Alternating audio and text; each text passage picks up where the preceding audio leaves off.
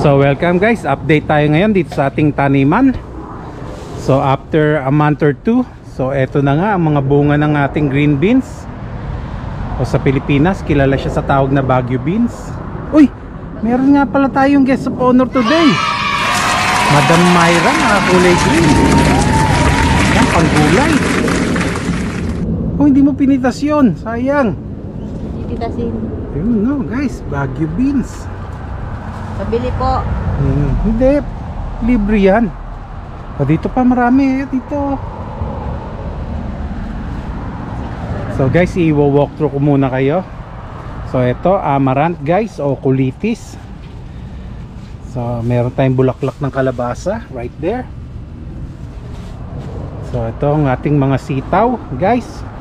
Pwede na mag-harvest to. Kasi pag nagtanim kayo ng sitaw, talagang may nauunang lumaki. Ayan, pwede nang i-harvest yan. Ayan guys, ang daming bunga oh. Ito guys oh.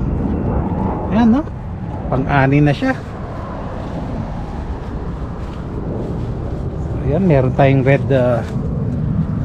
red yard long beans o sitaw. So ayan, nakita nyo naman, pang-ani na oh. Pang-ulam na guys. Sipag at tiyaga lang sa pagtatanim.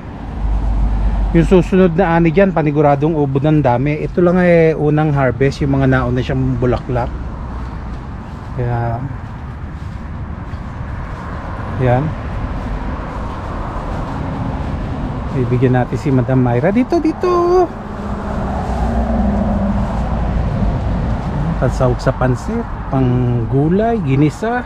Pansit yata kung wala sa dami. Daming bulaklak guys oh. Oo nga, ang dami. Pero atin mo nang kapanayamin si Madam Myra. Ba't blooming ka yata ngayon? O blooming ka lately? Normal lang. Normal lang. Ayan, dami. Daming bunga. Ayan no? Manamis-namis yan. Pag may sarili kang tanim. Oo. Kita nyo naman guys, pipitasin na lang, manamis-namis yan, fresh na fresh. Parang ano. Kaso guys, may kalaban lang tayo, yung dahon niya. O ayan no guys, ang daming Japanese beetle. Ayan no, kung tawagin, binubutas yung dahon ng ating mga pananim. Ayan guys, so Japanese beetle. Tapos ito naman guys, lemongrass, bigay ni Sister Bernadette. Hindi ko pa na, ayan pa siya sa plastic, hindi ko pa siya na ita-transfer sa lupa, busy pa sa work. So time check, it's 6 PM na ng gabi. Pero gato guys, pag summertime dito, 9 PM na dilim.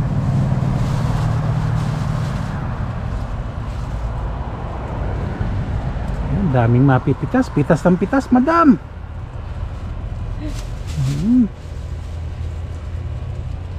Ayan no. Noon sa Pilipinas, nung ako'y bata pa, iniisip ko kung paano ba tinatanim yan. Isipin nung nakarating ako dito sa Amerika, ako rin pala magtatanim ng ganito. So guys, dito naman tayo sa yard long beans o sitaw. Pwede ka na dyan na magaspa. Ayan, pwede na yan. Hindi pa, wala pang buto eh. Pwede na yan. Masarap yung ganyan no. Sige, ilalaga. Oo, pipilipitin mo lang naman yan.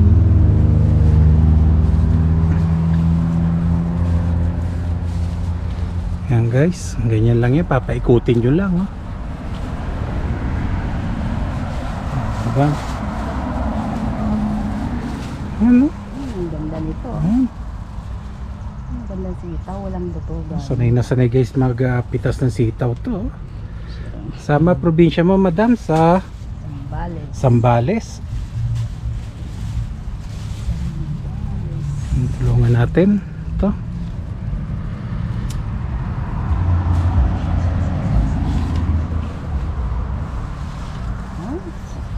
Ayun pa sa loob oh. Mahalin sitaw. Ito to oh. Yan guys oh. Sarap to ilaga. Ito guys.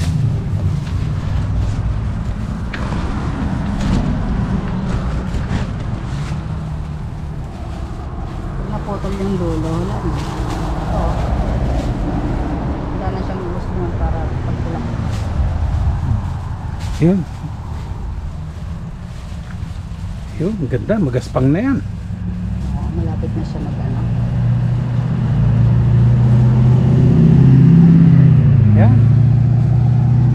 Dito, meron pa rito. Oh. Guys, to nakikita nyo ba yan? Ayan, no? Naging baging na siya.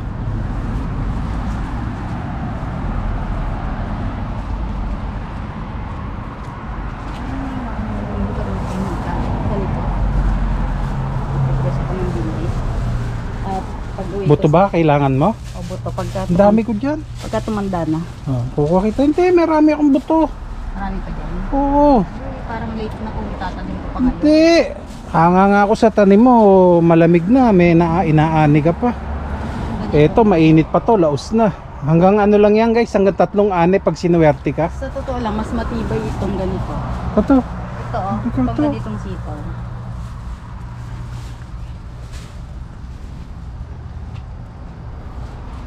Pa oh. Guys, tulungan natin. Yun oh. Dalawa to. Ito pa sa taas oh. Nakaipit.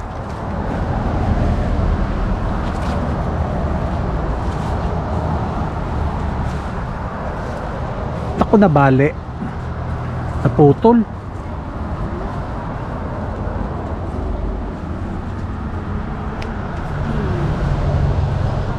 Naputol. Aming harvest on sa amin. Oh, isang ulaman na rin yan. Aadobohin. Yes. Tsaka bibigyan ko guys si Madam Mayra ng buto ng sitaw. Ayan, oh, pili ka na.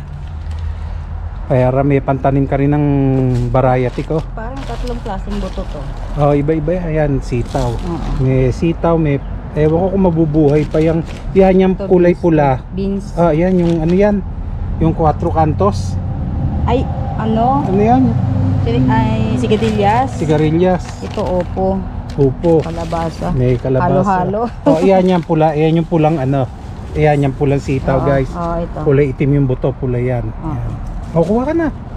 Tapos, bibinhin ko ng marami sa ako. Isa sa Yan. Philippines. Ito magandang sitaw, oh. Yan, oo. Yan, hindi ko na talaga pinapaabot na magbuto yan.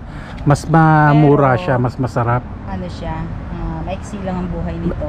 Yun lang, Madam, ba't kakulay mo? Hindi katulad. Talagang kinulayan mo pa ng damit mo, ha? Tinernohan mo pa. Oo nga, hindi ko na naisip yun. Okay na. Okay. So guys, dito tayo nagtatapos.